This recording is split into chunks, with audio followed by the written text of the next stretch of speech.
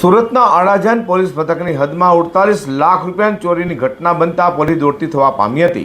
ત્યારે અડાજણ પોલીસે ત્વરિત ટીમો બનાવી તપાસ હાથ ધરી લાખો રૂપિયાની ચોરી કરનાર રીઢા ઘરફોડ ચોરને ઝડપી પાડી તેની પાસેથી ચોરેલા 48 લાખની રકમ પણ રિકવર કરી નાખી છે। Surat police commissioner Anupamsinh Gehlot, joint CP Mahendra Bagadiya, DCP Lagdishsinh Zala અને એસીપી મિલન મોદી દ્વારા અડાજણ વિસ્તારમાં પરશુરામ ગાર્ડન પાસેના સેતુવિલા મકાનમાંથી ગત તારીખ 18મી મેના રોજ બપોરના સમયે બનેલી 48 લાખ રૂપિયાની ચોરીની ઘટનાને ઉકેલી કાઢવા આપેલી સૂચના લઈને અડાજણ પીઆઈ ચાવડાની ટીમ પીએસઆઈ એનડી પટેલના માર્ગદર્શન હેઠળ તપાસ શરૂ કરી હતી।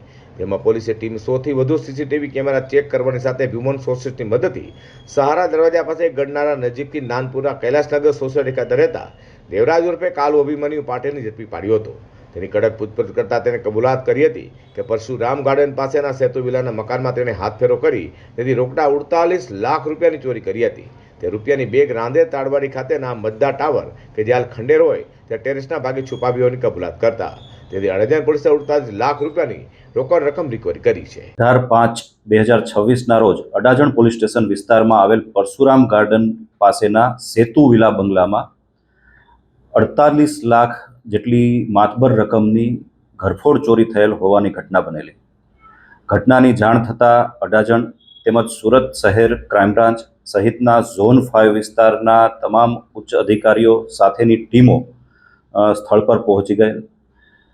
ગુનાની જે ઘટના બનેલ તે ડિટેક્ટ કરવા માટે અલગ અલગ ટીમો બનાવવામાં આવેલી, જેમાં અડાજણ પોલીસની વિવિધ ટીમો આ ગુનો ઉકેલવાની દિશામાં કાર્યરત થયેલ। 100થી વધુ સીસીટીવી ફૂટેજ ચેક કરતા ઘરફોડ ચોરી કરનાર આરોપીના વાહનની ઓળખ પ્રસ્થાપિત થયેલ, જેના આધારે આરોપી સુધી પહોંચવા માટે વિવિધ કામગીરી હ્યુમન ઇન્ટેલિજન્સ તેમજ ટેકનિકલ ઇન્ટેલિજન્સના આધારે કામગીરી શરૂ કરવામાં આવેલી। શરૂઆતમાં ગુનો કર્યા બાદ આરોપી મુંબઈ તરફ ભાગી ગયેલ હોવાની હકીકત જણાયેલ, જેના આધારે પોલીસની એક ટીમ મુંબઈ તરફ રવાના થયેલ।